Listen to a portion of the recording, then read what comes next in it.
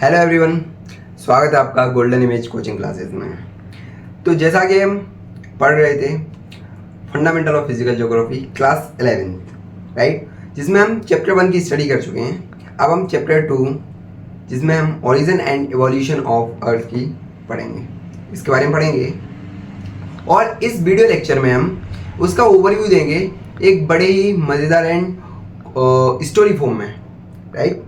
चलिए, तो आपने जैसा कि आपको ये चैप्टर का नाम दिख रहा होगा, origin and evolution of the earth, okay. तो इसको एक स्टोरी फॉर्म में ओवरव्यू लेते हैं।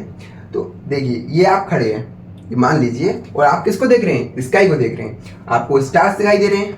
तो आपके मन में कुछ थॉट्स आए होंगे कि ये स्टार्स कितने होते हैं आखिरकार स्टार जो स्काई में, जो आकाश में जो हमें स्टार दिखाई देते हैं, वो कितने होते हैं? आपने कभी कभी काउंट भी किए होंगे, मैंने भी किए थे, पता है आपको, ठीक है।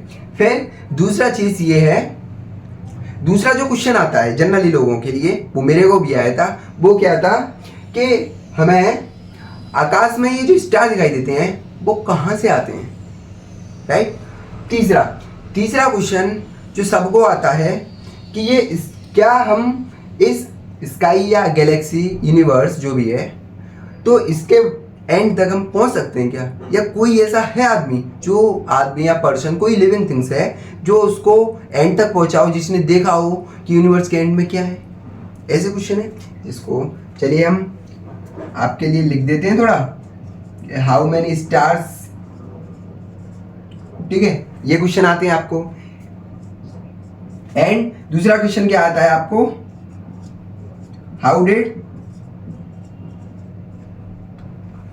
कम इन द एक्सिस्टेंस, ठीक है। तीसरा क्वेश्चन आपको क्या आता होगा? तीसरा क्वेश्चन आपको आता है कैन वन रीच द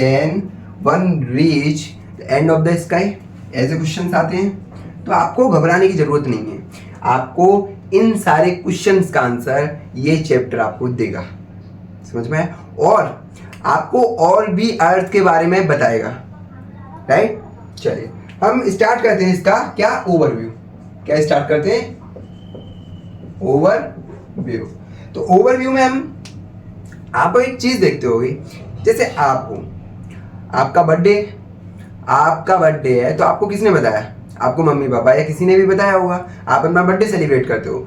ऐसे ही आप जिस घर में रह रहे हो, तो आपने उसका इनॉग्रेशन किया होगा, है ना, कभी भी बना होगा, तो आपके मम्मी पापा बताते होंगे इतने साल पहले बना था।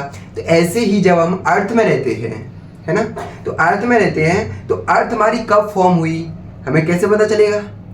एंड इसके बारे में जैसे आपको आपके मम्मी पापा दादा दादी ने बताया कि आपका घर कब बना था, ऐसे ही हमें कुछ ज्योग्राफर साइंटिस्ट हमें ये चीज़ बताते हैं कि हमारी अर्थ कैसे बनी थी, कैसे फॉर्म हुई थी। इसको वो इसके एजुकेशन के बेस पे, वो लॉजिकल वे में इस चीज़ को हमारे कॉजेस बताते हैं, ठीक है। इस चैप्टर में हम उसको स्टडी करेंगे, कैसे देखिए। एंड ओवरव्यू में हम स्टडी करेंगे अर्ली थ्योरीज का। किसका? अर्ली थ्योरीज ये बेसिकली हमें उस चीज़ का स्टडी देती हैं, यानी हमें उस चीज़ के बारे में पढ़ाते हैं। किसके बारे में? अर्थ के एवोल्यूशन एंड ओरिजिन के बारे में। किसके में? अर्थ के एवोल्यूशन एंड ओरिजिन के बारे में। अब इसमें हम जब चैप्टर में स्टडी करेंगे, तो इसमें हम किसको पढ़ेंगे? इसमें हम जर्मन ज्योग्राफर इमैनुअल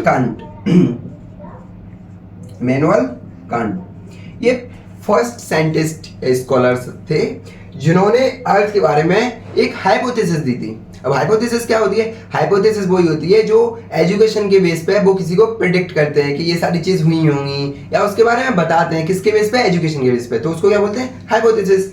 तो सबसे पहले हाइपोथेसिस दी थी इमैनुअल कांट ने। वो कब दिया था? 1755 में, ओके। इसको बोलते थे नेबुला हाइपोथेसिस। क्या बोलते थे? Nebula hypothesis. इसको ही रिवाइज किया था कुछ, मतलब इसमें जो कमियां रह गई बोल सकते हैं, उनको सही करके इसको दोबारा किसने दिया था? इसको दिया था लैपलेस। किसने? लैपलेस। ये भी जर्मन ज्योग्राफर थे, इन्होंने दिया था 1796 में। तो इसको नेबुला हाइपोथेसिस बोलते हैं, दोनों की को, ओके। तो इसमें हम किसके बारे में स्टडी करते हैं कि अर्थ का ओरिजिन एंड एवोल्यूशन कैसे हुआ। अब जब हम आते हैं मॉडर्न थ्योरीज पे, किस पे आते हैं हम? इस चैप्टर में आप पढ़ोगे modern theories. Modern theories. Modern theories में आप क्या स्टडी करोगे, जैसे आप इसमें स्टडी कर रहे थे कि अर्थ के ओरिजिन एंड इवोल्यूशन के बारे में, इसमें स्टडी करेंगे हम यूनिवर्स के ओरिजिन एंड इवोल्यूशन। क्या भैया ये यूनिवर्स कहाँ से आया, ये यूनिवर्स कहाँ से आया, यूनिवर्स के बारे में स्टडी करेंगे। अब चलिए इस चीज को तो आप समझ गए होंगे, ठीक है। अब देखते हैं हम, आप कहाँ पे रहते हो बच्चों, आप बोलोगे हम घर में रहते हैं, है ना। तो घर में रहते हैं, घर कहाँ पे है, हर लैंड पे है, तो वो अर्थ पे है। जैसे कि हम मान लो कि ये है अर्थ, हमारी क्या है, अर्थ। ओके, अर्थ हमारी कहाँ पर है, हमारी अर्थ है सोलर सिस्टम में। किसमें, सोलर सिस्टम में, सोलर सिस्टम में। अब ये सोलर सिस्टम किसमें है, हमारे यूनिवर्स में। किसमें, सॉरी, सोलर सिस्टम हमारा किसमें है, मिल्की वे यानी गैलेक्सी में। मिल्की वे गैलेक्सी है, उसमें हमारी सोलर सिस्टम है। अब ये मिल्की वे किसमें है, हमारा यूनिवर्स में है। ओके, अब आप समझ गए होंगे, उम्मीद है कि यूनिवर्स क्या है। तो ऐसे ही ये जो मॉडर्न थ्योरीज हैं वो हमें यूनिवर्स की स्टडी कराती हैं। तो जिसमें जब हम यूनिवर्स की स्टडी करते हैं तो उसमें हम फिर अपनी गैलेक्सीज की भी स्टडी कर लेते हैं कि गैलेक्सी का फॉर्मेशन कैसे हुआ, फिर उसमें सोलर सिस्टम का फॉर्मेशन कैसे हुआ, प्लैनेट कैसे बने, उनका इवोल्यूशन कैसे हुआ, उसकी स्टडी करेंगे। फिर जब हम इसके प्लैनेट के बारे में भी स्टडी करेंगे तो फिर हमको अर्थ के बारे में भी स्टडी करने को मिलेगा। ओके, तो जिसमें मॉडर्न थ्योरीज में आप सबसे प्रोमिनेंट थ्योरीज एंड सबसे सर्वमान्य थ्योरी मान लो आप, ठीक है, वो कौन सी है, वो है बिग बैंग थ्योरी। क्या है, बिग बैंग थ्योरी।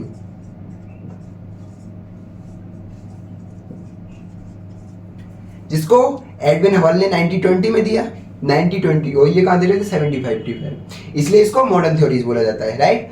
तो इसको दिया, इसमें इसको दूसरे नाम से भी जाना जाता है। किस नाम से, एक्सपेंडिंग यूनिवर्स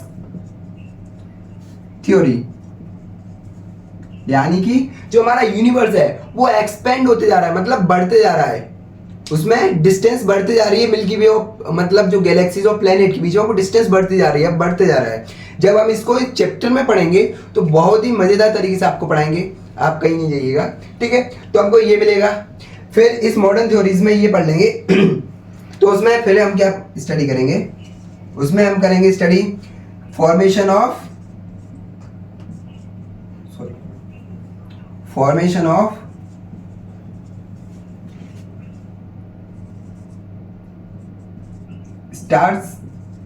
स्टार्स का, यानी कि हमारे जो सन है उसका कैसे फॉर्मेशन हुआ, एंड अदर जो स्टार्स हमें दिखाई दे रहे थे, अभी आपको दिखाया था, तो उनका फॉर्मेशन कैसे होता है उसका पढ़ेंगे।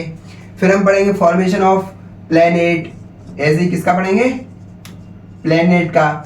जब हम प्लैनेट का पढ़ेंगे तो हम फिर किसका पढ़ेंगे, प्लैनेट में अर्थ भी आती है, हमारी आती है अर्थ, तो हम अर्थ का एक स्पेसिफिक फॉर्म में पढ़ेंगे। क्यों, क्योंकि अर्थ पे हम रहते हैं तो हम तो अर्थ के बारे में पढ़ेंगे ना। तो अर्थ के बारे में पढ़ेंगे, evolution of earth, evolution of earth. अब अर्थ पे जैसे कि हमने देखा है अर्थ किससे मिलकर बनी रहती है, लिथोस्फीयर, हाइड्रोस्फीयर और क्या, एटमॉस्फेयर, राइट। तो हम इनका भी इवोल्यूशन पढ़ेंगे, किसका, सॉरी आपको दिखाई नहीं दे रहा होगा प्लीज, चलिए इसको ऊपर लिखते हैं। आप ये ओवरव्यू है, टेंशन मत लीजिए, जब क्लास आएगी ना आपको बहुत ही मजेदार तरीके से पढ़ाएंगे।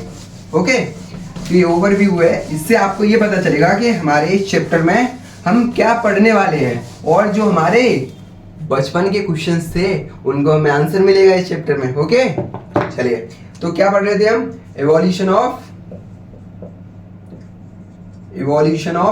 अर्थ, ऑफ द अर्थ, ठीक है। अर्थ का कैसे इवोल्यूशन होता है। अब अर्थ में हमें हाइड्रोस्फीयर, ठीक है, अब तो आप हाइड्रोस्फीयर जानते होंगे, हाइड्रोस्फीयर का कैसे इवोल्यूशन हुआ है, यानी कैसे हमें जो अभी 71% वाटर दिखाई देता है वो कैसे आया, इसके बारे में हम पढ़ेंगे, क्या थ्योरीज है इसके पीछे।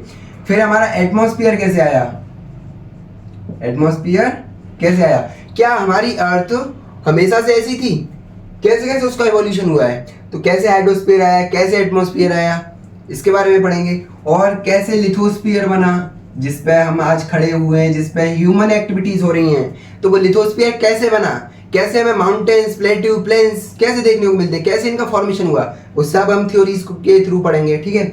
And last topic, origin of life, यानी कि भाई हम कहाँ से आए यार, जब हम आएंगे जब तो हम स्टडी करेंगे अर्थ की, तो हम कैसे आए, हम कब से आए, इस चीज़ की स्टडी करेंगे। तो बस इस वीडियो लेक्चर का हमारा मोटिव था कि हम आपको इस लेक्चर के थ्रू आपको ओवरव्यू दें इस चैप्टर का, ठीक है, आप समझ पाए होंगे। एंड हम इसके बाद नेक्स्ट लेक्चर लाएंगे जिसमें आप इस चैप्टर के बारे में डीपली और मज़ेदार तरीके से पढ़ेंगे। Okay, thank you.